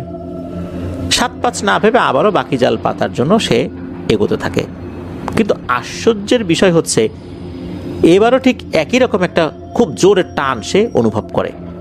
এবার সে একটু বিরক্তের ভাব নিয়ে দেখতে যায় যে ঘটনাটা কি লাগলো জালের সাথে।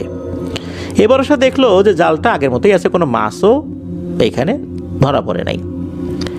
অনেক সময় কোনো বড় টাইপের সাপ বা গুই সাপ বা বড় মাছ যদি কারেন্ট জাল ক্রস করতে চায়, তখন কিন্তু ওই কারেন্ট জালে বেঁধে গেলে ওরা সর্বশক্তি প্রয়োগ করে, তখন এত জোরে টান অনুভূত হয়। কিন্তু এরকম তো কোনো কিছু বাধে নাই, জালের কোনো অংশ কিন্তু পেঁচিয়েও যায় নাই, একই রকম আছে। তাহলে এমনটা কেন হলো। এটা কিন্তু কোনো প্যারানর্মাল বিষয় হতে পারে, এটা নিয়ে দুলামিয়া মোটেও ভাবে নাই। সে জালটা আবারও পাততে যায়, এবার কোনো সমস্যা ছাড়াই জালটা সে পেতে ফেলে। তারপরে ট্যাটা, খোলই এগুলো যেখানে রেখেছে সেখানে চলে এসে এক খিলি পান মুখে দিয়ে খোলইটা কোমরে বেঁধে, হাতে লাইট আর এক হাতে ট্যাটা নিয়ে মাছ শিকারের জন্য সামনের ওই নালার দিকে যাচ্ছে। বেশ কিছু মাছ সে শিকার করে। রাত কত হবে অনুমান করতে পারছে না, তার কাছে তো ওই সময় মোবাইল কিংবা ঘড়ি ছিল না। এভাবে মাছ শিকার করতে করতে হঠাৎ শুনতে পায় শ্মশানের সামনে পানিতে কেউ যদি লাফ দেয় যেরকম শব্দ হয় ওরকম একটা শব্দ। সে ওদিকে লাইট মারলো, কিন্তু সে কিছু দেখতে পেল না। এবার আচমকায় তার সামনে কিছু একটা নড়ে উঠলো। সে দেখলো বিশাল বড় দুইটা বোয়াল মাছ একসাথে পানিতে সাঁতার কাটছে। এটা দেখে তার লোভ হলো এবং এই মাছ দুটোকে মারার জন্য সে বিভিন্নভাবে কায়দা কৌশল করতে থাকলো, কিন্তু মাছ দুটোকে কোনোভাবেই মারতে পারছে না। একসময় মাছ দুটি কোথায় যেন মিলিয়ে যায়। এটা দেখে হতাশা, দুঃখ ভরা মন নিয়ে আফসোস করতে করতে সে আবারও সামনের দিকে এগিয়ে যায়। বলে রাখা ভালো, এত কিছুর মাঝেও সে বিন্দু পরিমাণ ভয় করেনি। এদিকে গুড়ি গুড়ি বৃষ্টি পড়েই যাচ্ছে। এবার সে ভাবে শ্মশানের ওই বড় গাছটার নিচে গিয়ে একটা বিড়ি খেয়ে আসি, আর একটু বিশ্রাম নেই। এই আশা নিয়ে গাছটার সামনে যেতে না যেতেই একটা অদ্ভুত শব্দ সে শুনতে পায়। ছপ ছপ ছপ এরকম একটা শব্দ, কি যেন খাওয়ার শব্দ। সে শব্দের উৎস ধরে ভালো করে লক্ষ্য করে দেখে একটা বাচ্চা আকৃতির অবয়ব, আমরা যেভাবে নামাজে সেজদা দেই না ওই রকম করে পড়ে আছে। মনে হচ্ছে মাটির সাথে মাথা হাত লাগিয়ে কি যেন একটা খাচ্ছে, আর ওইটাই শব্দ হচ্ছে। এবার যেন এই দুলামিয়ার টনক নড়ে। তার কারণ হচ্ছে এখান থেকে লোকালয় বেশ দূরে, আর এত রাতে এখানে তো কোনো বাচ্চা মাছ মারতে আসবে না, প্রশ্নই আসে না।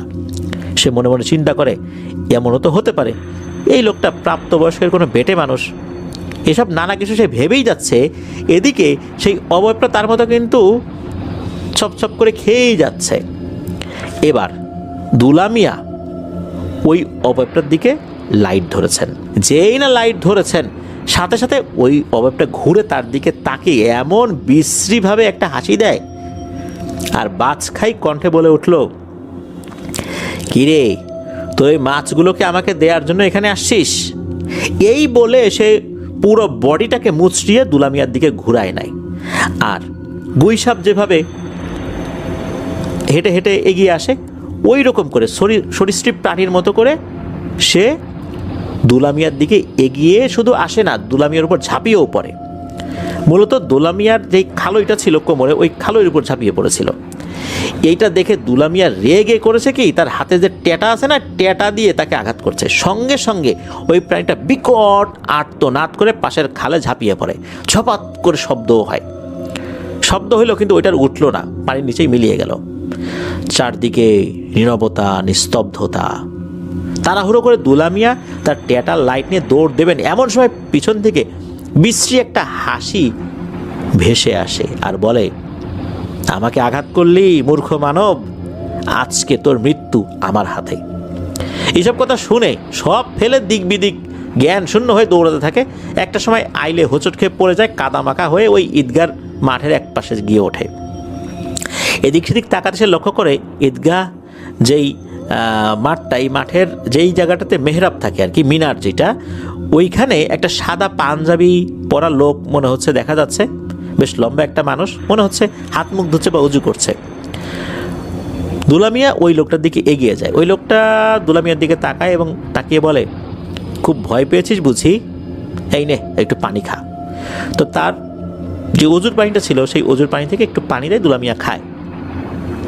ওই লোকটা একজনের নাম উল্লেখ করে বলে যে, তুই যা, ওই লোকটা এখন ঘর থেকে বেরিয়েছে, তার কাছে যা, আর এদিকে আসবি না। তো ওই লোকটার কথা মতো দুলামিয়া ওই বাড়ির দিকে যায়। দেখে সত্যি ওই লোকটা বের হয়ে আসছে। প্রথমে এই লোকটা কাদা মাখা একটা মানুষকে দেখে সেও মনে করছে এটা ভূত প্রেত কিনা। পরে দুলামিয়া নিজের পরিচয় দেয়। ঘটনা সংক্ষেপে কিছুটা বলতে বলতেই ওখানে জ্ঞান হারিয়ে পড়ে যায়। ফজরের আজানের পর তার জ্ঞান ফেরে। কিছু লোক মিলে ধরাধরি করে তাকে তার বাড়িতে পৌঁছে দিয়ে আসে। সেই রাত থেকে একটানা 7 দিন তার শরীরে জ্বর ছিল। কবিরাজি ঝাড়ফুঁক করে কিছুটা সুস্থ হলে সে সবাইকে এই ঘটনা বিস্তারিতভাবে খুলে বলে, তার স্ত্রীকেও বলে। তার স্ত্রী তাকে বেশ বকাঝকা করে, যে তোমার রাত্রে এইভাবে মাছ ধরতে যাওয়ার তো দরকার ছিল না, আর গেছো পরিবারের জন্যই গেছো, কিন্তু ওই রকম একটা জিনিস দেখার পর তোমার তো উচিত ছিল এখান থেকে সরে আসা, তুমি কেন ওই জিনিসটাকে আক্রমণ করতে গেলা, এখন কি হবে? তার স্ত্রী তাকে বলে যে তুমি কোনোভাবেই আর মাছ ধরতে পারবা না, বিশেষ করে রাতের বেলা। ভ্যান চালানোর দিকে বেশি মন দাও, ওইখানে সময় বেশি দাও, মাছ ধরতে হবে না। তো এইভাবে চলতে থাকে। দুলামিয়ার জ্বরও আস্তে আস্তে সেরে যায়। মাসখানেক একদম ঠিকঠাকই ছিল। মাসখানেক পর দুলামি একটা স্বপ্ন দেখে। স্বপ্নের মধ্যে দেখে ওই শ্মশানের ওখানে সেই অবয়বটা দাঁড়িয়ে আছে, আর ওই অবয়বটা তাকে বলছে, কিরে দুলামিয়া, আর মাছ মারতে আসবি না? তোকে আমি তো মারবই, আজ না হয় কাল তোকে তো আমি মারবই, তুই আমাকে আঘাত করেছিস। এই স্বপ্ন দেখে দুলামিয়া হুড়মুড় করে ঘুম থেকে উঠে তার স্ত্রীকে বলেন যে এই স্বপ্ন আমি দেখছি। তার স্ত্রী পরের দিনই হুজুরের কাছে গিয়ে কিছু তদবির নিয়ে আসেন, ঝাড়ফুঁক করায় নিয়ে আসেন। এই ঘটনা 6 মাস বা প্রায় 1 বছর খুব ভালোভাবেই কেটেছে, কোনো ধরনের কোনো সমস্যা হয় নাই। একদিন দুলামিয়া উনি বাজারে চা খেতে গিয়েছেন, ওনারই পরিচিত একজন ব্যক্তিকে দেখেন। উনি মাছ ধরতেন, সবসময় মাছ বেশি পেতেন, বিষয়টা এরকম না, মাছের ভাগ্য বা রাশি তার খুবই খারাপ ছিল। অনেক পরিশ্রম করলেও অল্প মাছ পেতেন, এটা নিয়ে অনেকে হাসাহাসিও করতো। তো দুলামিয়া দেখেন ওই লোক অনেকগুলা মাছ নিয়ে বাজারে আসছে বিক্রির জন্য। দুলামিয়া বলে, আরে ভাই তুমি এত মাছ কোথা থেকে মারলে? ওই লোকটা বলে যে ওই যে পুবের যে বিল আছে ওখানে জাল পাচ্ছিলাম, ওই জায়গা থেকে এই মাছগুলো পাইছি। এই কথা শুনে দুলামিয়া সেই পুরনো নেশা আবার জেগে ওঠে, আবার লোভে পড়ে যায়। সে চিন্তা করে, ধুর 1 বছর পার হয়ে গেছে, এখন আর কি, এগুলো তো 1 বছরের মধ্যে কিছু দেখলামই না। সে চিন্তা করে আজ রাত্রে চুপি চুপি আবারও সে যাবে সেই পুবের বিলে তার স্ত্রীকে না বলে। যথারীতি সে খাওয়ার পর মাছ ধরার টেটা আর জাল লাইট নিয়ে বেরিয়ে যায়। তার স্ত্রী তো ঘুমিয়ে গেছে, বোঝে নাই। সেই রাত্রে আর দুলামিয়া বাড়িতে ফেরেনি। সকালবেলা দুলামিয়ার স্ত্রী ঘুম থেকে ওঠে, দেখে তার স্বামী নাই। সে চিন্তা করলো সে ওঠার আগে হয়তো বা ভ্যান নিয়ে বেরিয়ে গেছে, কিন্তু না, ভ্যান তো বাড়িতেই আছে। তারা কি বাজারে গেছে? অপেক্ষা করছে। বেলা 10টা-11টা বাজে, তখনও সে আসছে না। এবার সে চিন্তিত হয়। সে রান্নাঘরের সাইডে গিয়ে দেখে তার স্বামীর কারেন্ট জাল, ট্যাটা, তারপর স্বামীর লাইট, এটা নাই। তখনই তার বুক কেঁপে ওঠে আতঙ্কে। সাথে সাথে তার ছেলেকে বলে, তোর বাবা তো আবারও মাছ ধরতে গেছে রে পুবের বিলে। সে আবারও গেছে, তার তো যাওয়া নিষেধ ছিল, চল খুঁজে আসি। তারা ওই বিলের দিকে আগাতে থাকে। ঘণ্টাখানেক খোঁজার পরও তাকে পাওয়া যাচ্ছিল না। আরও কিছু লোকজন এই খোঁজাখুঁজিতে যোগ দেয়, তারাও যখন শুনতে পায় এই ঘটনা। সম্ভাব্য অনেক জায়গায় তাকে খোঁজা হয়, কিন্তু খুঁজে পাওয়া যাচ্ছিল না। রাস্তার পাশে এক দোকানদার বলল যে গতকাল রাতে দুলামিয়া আসছিল তার দোকানে বিড়ি কিনতে। তখন আর তাকে বিড়ি দিতে পারেন নাই, কারণ তার কাছে বিড়ি শেষ হয়ে গিয়েছিল। এই কথাবার্তা বলছে, হঠাৎ করে এর মধ্যে একজন লোক জোরে চিৎকার দিয়ে ওঠে, এই তোমরা এদিকে আসো, দুলামিয়ারে পাওয়া গেছে। সবাই দৌড়ে ওখানে যান। দুলামিয়ার স্ত্রী সন্তানও সেখানে গিয়েছেন। গিয়ে দেখেন এক হৃদয় বিদারক দৃশ্য। একটা জমিতে পায়ের গোড়ালি ডুববে এতখানি পানি রয়েছে, ওখানেই দুলামিয়া চিত হয়ে পড়ে আছে। এলাকার কিছু লোকজন মিলে যখন তাকে উঠালো, দেখা গেল তার ঘাটটা দুমড়ে মুচড়ে ঘুরিয়ে দেওয়া হয়েছে। এটা দেখে দুলামিয়ার স্ত্রী চিৎকার করে জ্ঞান হারিয়ে পড়ে যায়। পরিবারের শোকের ছায়া নেমে আসে, কারণ ওই পরিবারের একমাত্র উপার্জনক্ষম ব্যক্তি এই দুলামিয়া। প্রশ্ন হলো, দুলামিয়াকে নৃশংসভাবে কে হত্যা করলো? দুলামিয়া বেশ উঁচু লম্বা, শক্তি সামর্থ্য ভালোই আছে, সুঠাম দেহের অধিকারী। লোকজন কিন্তু ভেবেই নিয়েছে ওই যে 1 বছর আগে ওই জিন যেই বিষয়টা বলেছিল সেটারই প্রতিশোধ। ওই এলাকায় এই ধরনের জিনগুলোকে মাসুয়া দেও বলে, মানে মেছো দেও, ওখান থেকে মাসুয়া দেও বলে। পুলিশ আসে, জিজ্ঞাসাবাদ করে, এলাকার সবাই বলে যে দুলামিয়ার সাথে কারো কোনো শত্রুতা নাই, এটা প্যারানরমাল জনিত বিষয় হয়েছে। পুলিশও এটার কোনো কুলকিনারা করতে পারে না। তারা দাফন কাফনের কথা বলে চলে যায়। দাফন কাফনের মাসখানেক পর দুলামিয়ার স্ত্রী একটা স্বপ্ন দেখে। স্বপ্নে দেখে একটা সাদা জুব্বা পরিহিত ব্যক্তি, যার দাড়ি আছে, লোকটা অনেক লম্বা। ওই ব্যক্তিটা তাকে বলছে তোর স্বামীকে আমি মানা করছিলাম ওখানে মাছ মারতে না যেতে, লোভের বশে আবারও সেখানে মাছ মারতে যায়। 1 বছর আগে ওই মাসুয়া দেবের সম্মুখীন হয়েছিল, তখন কিন্তু আমার কাছে এসে আল্লাহর রহমতে বেঁচে যায়। আমি তাকে খাওয়ার জন্য আমার রজুর পানি দিয়েছিলাম দোয়া পড়ে, এই জন্য ওরা আর কাছে আসতে পারে নাই। কিন্তু তোর স্বামী আবারও লোভের বশে সেখানে মাছ ধরতে যায় রে। ওখানে যাবার পর 2টা জোড়া বোয়াল মাছ দেখতে পায়। এগুলো মূলত ওই বামন যে মেছো দেও, এই দেওয়ের সঙ্গী। ওরা ওকে লোভ দেখিয়ে বিলের ভেতরে নিয়ে যায়, আর তখনই ওই মাছুয়া দেও ওকে পেছন থেকে ঘাড় ভেঙে দিয়ে একদম কাদার মধ্যে চেপে ধরে। আর ওদের শক্তিতে আসলে আমি পারবো না, এই জন্য আমি আর আটকাতে পারি নাই। আল্লাহর জিনিস আল্লাহ এভাবেই লিখে রাখছিলেন, নিয়ে গেছে।